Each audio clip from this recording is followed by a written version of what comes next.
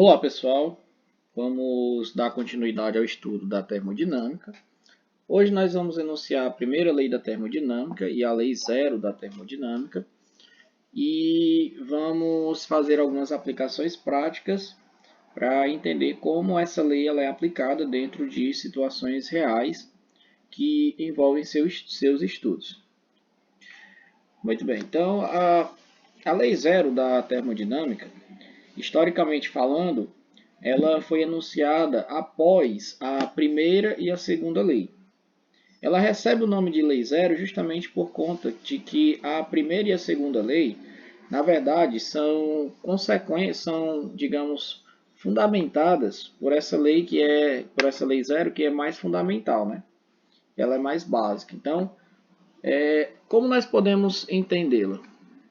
Na verdade, ela é uma lei bem simples de entender.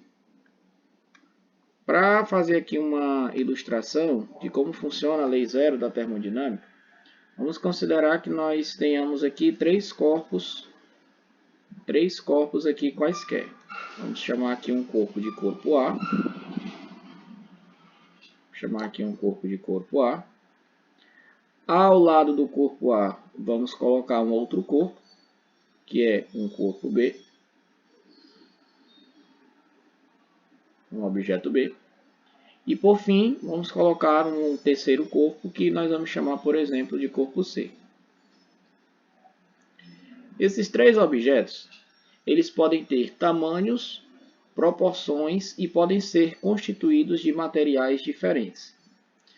Vamos supor que o objeto A tenha uma temperatura TA, o objeto B tenha uma temperatura TB e que o objeto C tenha, por exemplo, uma temperatura TC.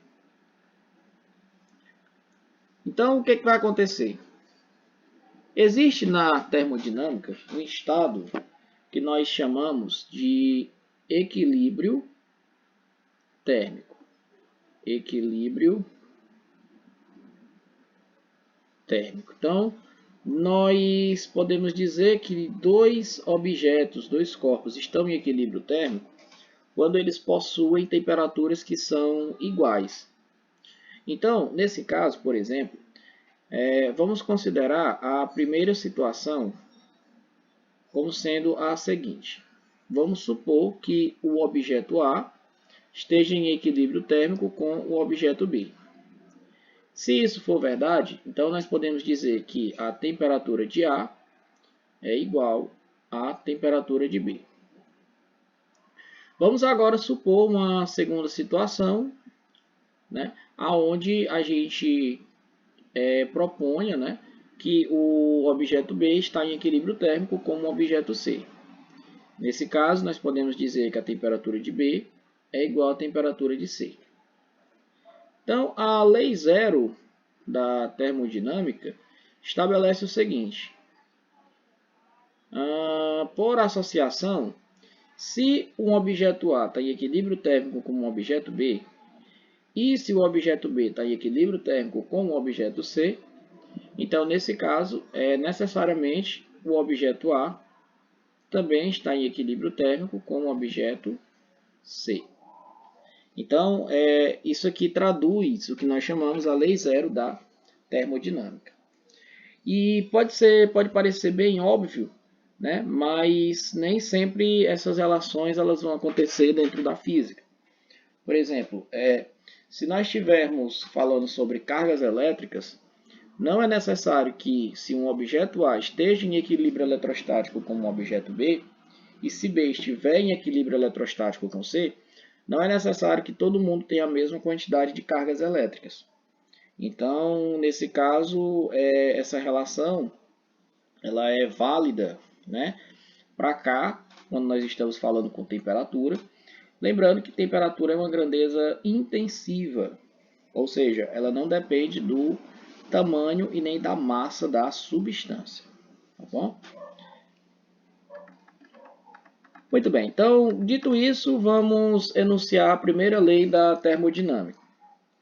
A primeira lei da termodinâmica, né, que é o princípio da conservação da energia, ele pode estabelecer basicamente o seguinte. Para todo sistema termodinâmico, existe uma função característica denominada energia interna. Nós já vimos que essa energia interna nós podemos representar pela letra U, e ela é obtida através da seguinte expressão: 3 meios de nRT. Então, a variação dessa energia interna entre dois estados quaisquer pode ser determinada pela diferença entre a quantidade de calor e o trabalho trocados com o meio externo. Então, matematicamente falando, nós temos a seguinte expressão que vai relacionar energia interna de um sistema, ou melhor, a variação de energia interna, variação da energia interna, que depende, como nós vimos, para um sistema fechado exclusivamente da temperatura, variação da energia interna, né? Esse Q representa o calor e esse T aqui representa trabalho. E esse T representa trabalho. Então, energia interna, calor e trabalho são três grandezas que podem ser relacionadas através da primeira lei da termodinâmica. Muito bem, então vejamos como nós podemos entender melhor o princípio de funcionamento dessa lei, né? Vamos considerar a seguinte situação. Vamos imaginar que nós tenhamos aqui um determinado sistema, um recipiente fechado, dentro do qual existe um gás contido. Pronto. Vamos supor que nós tenhamos aqui um gás. Nós sabemos que esse gás, vamos colocar aqui um êmbolo móvel, né? Ou seja, uma parte da parede que serve tanto como vedação, como também vai, digamos, equilibrar a pressão que o gás está exercendo. Então, vamos supor que as partículas desse gás estejam aqui dentro, inicialmente em um estado de equilíbrio. Pronto, vamos colocar aqui as partículas. E nós vamos perturbar esse equilíbrio desse gás. Como nós podemos perturbar esse equilíbrio? Uma das formas de fazer isso é aquecendo o sistema através da absorção de calor proveniente do meio externo. Então, nós podemos, através de uma fonte térmica, enviar para esse corpo calor. Vamos enviar para esse objeto calor. E se o calor está chegando, se o calor está sendo absorvido, significa que, por aquela convenção, o sistema está recebendo a quantidade positiva de calor. Então, tecnicamente, o que é que vai acontecer? Essa substância, ao absorver esse calor, primeiro ela vai sofrer um aumento na sua temperatura. Ao aumentarmos a temperatura, consequentemente, esse aumento de temperatura vai produzir um aumento positivo da energia interna das partículas do sistema. Vamos simplificar um pouco mais. Nós sabemos que a energia interna é a soma da energia do movimento de cada partícula. Então, quando o sistema aquece, basicamente esse aumento de temperatura vai tornar as partículas cada vez mais agitadas. Então, com o aumento dessa agitação, o que vai acontecer é que ocorre um aumento, né, na velocidade de cada uma dessas partículas e, consequentemente, o resultado final é que há uma variação da energia interna do material. Então, quando o material aquece, a energia interna também aumenta. Entretanto, quando nós aumentamos a agitação dessas partículas, uma outra consequência que vai acontecer é o aumento da pressão exercida pelas colisões das partículas contra a parede do recipiente. O aumento dessa pressão vai resultar em uma força resultante que empurra esse êmbolo para cima. E como o êmbolo é móvel, esse êmbolo ele vai realizar um movimento de subida fazendo com que o gás realize um determinado trabalho. Porque nós vimos que quando o gás sofre uma expansão, consequentemente, quando o gás sofre uma expansão, consequentemente, ocorre uma realização de trabalho, né, positivo.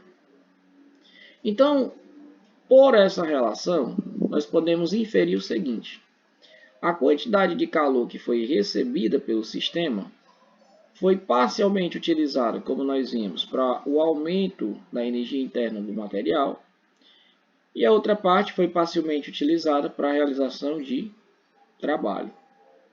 Então, se nós reorganizarmos essa equação, podemos dizer que a variação da energia interna é a quantidade de calor menos o trabalho realizado por aquele gás. Então, essa é a primeira lei da termodinâmica. Lembrando que, para aplicá-la, nós temos que levar em consideração as convenções adotadas. Ou seja, a variação da energia interna pode ser positiva ou negativa. Positiva quando o objeto aquece, negativa quando o objeto resfria. A quantidade de calor também pode ser positiva ou negativa. Positiva quando o material recebe calor, negativa quando ele perde calor. E o trabalho também pode ser positivo ou negativo. Positivo quando o material expande e negativo quando o material comprime. Então, nós temos que observar essa convenção para podermos responder de forma correta às questões que porventura possam aparecer. Então, vejamos aqui um exemplo, né? Exemplo 1. Um gás recebe de uma fonte térmica externa uma quantidade de calor igual a 1000 calorias.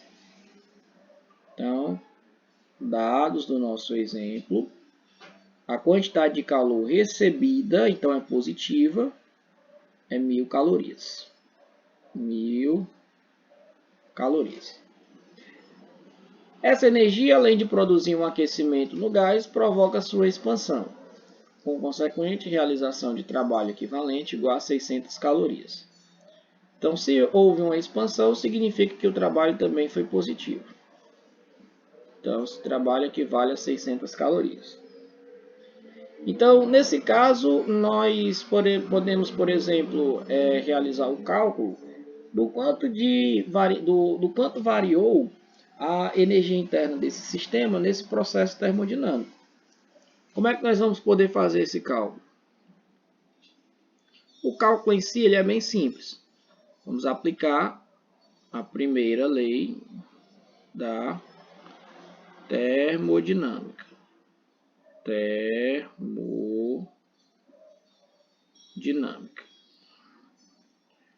A primeira lei da termodinâmica, como nós acabamos de analisar, diz que a variação da energia interna é a quantidade de calor realizada menos o trabalho. Aliás, perdão, a quantidade de calor recebida menos o trabalho realizado.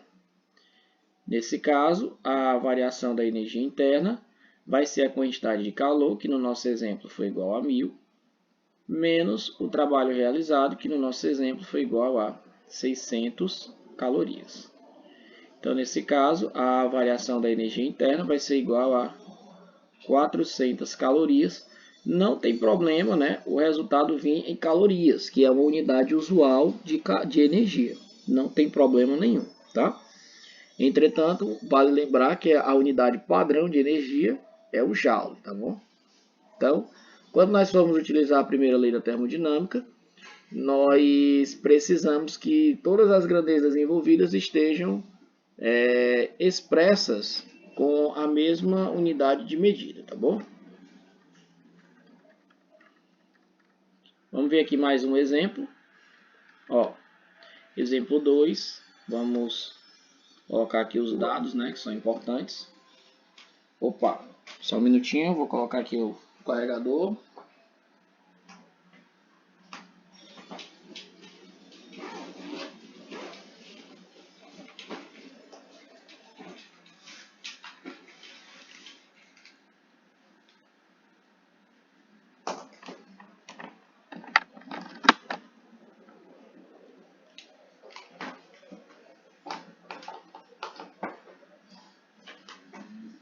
Pronto, vamos lá. Voltando. O gás é comprimido recebendo um trabalho igual a 500 joules. Então, observe que vamos colocar aqui, ó, dados ou informações, se você preferir, ó. Como o material foi comprimido, significa que o trabalho realizado ele é menor do que zero. Então, 500 joules, né, só que negativo, menos 500 joules. Então, simultaneamente, esse gás perde para o ambiente a quantidade de calor correspondente a 600 joules. Então, a quantidade de calor, como foi perdida, também é negativa, menos 600 joules. Ok. Então, nesse caso, nós podemos novamente ir em busca da quantidade de energia interna que foi perdida por esse gás, né? Ou melhor, a variação da energia interna desse gás. Vamos calcular, verificar quanto é o seu valor, né? Então, pelo princípio da conservação da energia, ou se você preferir novamente pela primeira lei da termodinâmica, nós podemos dizer que a variação da energia interna é a quantidade de calor realizada, só trocada com o meio, menos o trabalho realizado. Então, aqui nós vamos ter que fazer o jogo de sinal.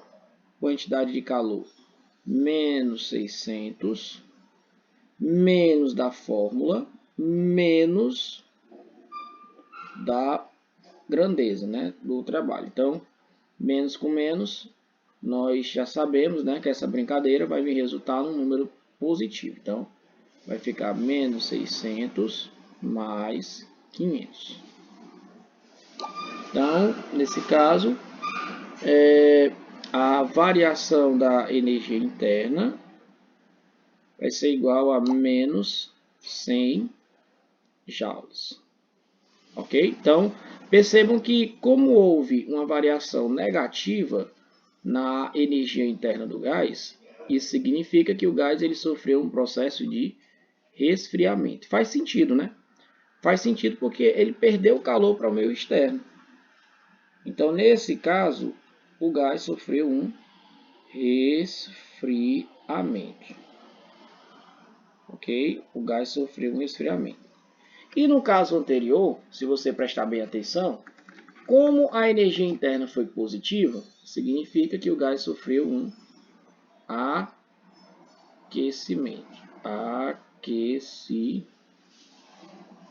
Tá bom? Então, o valor, né, o sinal dessas grandezas vai me dizer se o material está aquecendo ou se ele está resfriando. Muito bem, então nós vamos deixar essas transformações particulares para analisarmos depois, aplicando a primeira lei da termodinâmica. Tá? Nós temos três, basicamente, quatro na verdade, que é a transformação, três, né? Que é a transformação isotérmica, a transformação isovolumétrica, e nós temos também a transformação isobárica e a adiabática. São quatro, né? São quatro tipos particulares. Vamos deixar para analisar mais na frente. Bom, então vamos ver mais aqui algumas questões de exemplo, né? Vamos ver aqui mais uma questãozinha de exemplo.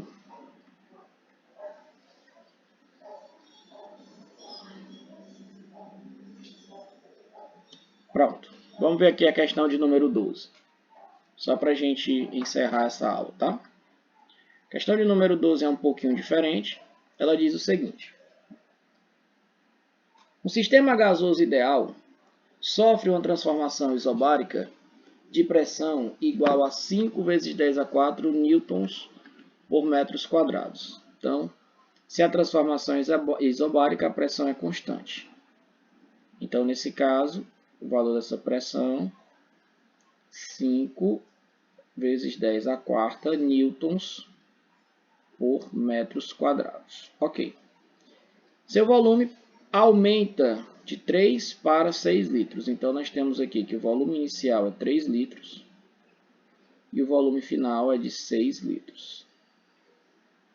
Determine o trabalho trocado com o meio externo. Qual foi o trabalho realizado pelo meio externo, né? Evidentemente, esse trabalho vai ser expresso em joules. Então, vamos lá. Primeiro, o trabalho realizado, quando a pressão é constante, é o produto da pressão vezes a variação volumétrica. Entretanto, a variação volumétrica fornecida aqui foi expressa em litros. Então, o que é que vai acontecer? Variação volumétrica, ela vai ser o volume final menos o volume inicial. Então, a variação volumétrica vai ser o volume final, que é 6, menos o inicial, que é 3. Mas, se foi de 3 para 6, então a variação é de 3 litros. Então, nós precisamos fazer um processo de conversão. Vamos lembrar que 10 elevado a 3 litros corresponde a 1 metro cúbico. Então, se eu tenho apenas 3 litros, então, quantos metros cúbicos eu vou ter? Fazendo aqui meio pelos extremos, eu vou obter que a quantidade X corresponde a 3 vezes 10 elevado a menos 3 litros. Né? Essa é a quantidade volumétrica expressa em litros, não, perdão, metros cúbicos. Tá? Então, eu preciso nessa questão trabalhar com o SI. E aí eu vou substituir aqui os valores. Então, o trabalho realizado vai ser P, 5 vezes 10 à quarta, vezes variação volumétrica, que é 3 vezes 10 elevado a menos 3. Então, nesse caso, o trabalho realizado vai ser 5 vezes 3 é igual a 15. Multiplicação de potências de mesma base, eu vou repetir a base e somar os expoentes. 4 mais menos 3 é igual a 1. Portanto, o trabalho realizado foi igual a 150 joules. Tá bom? Unidades no SI. Evidentemente, o trabalho é positivo. O trabalho é positivo porque, nesse caso, ocorreu uma expansão. Houve uma expansão. O material expandiu e, portanto, realizou o trabalho. Então, vamos ficar por aqui por hoje. Muito obrigado pela atenção e até a próxima aula, tá? Valeu, gente!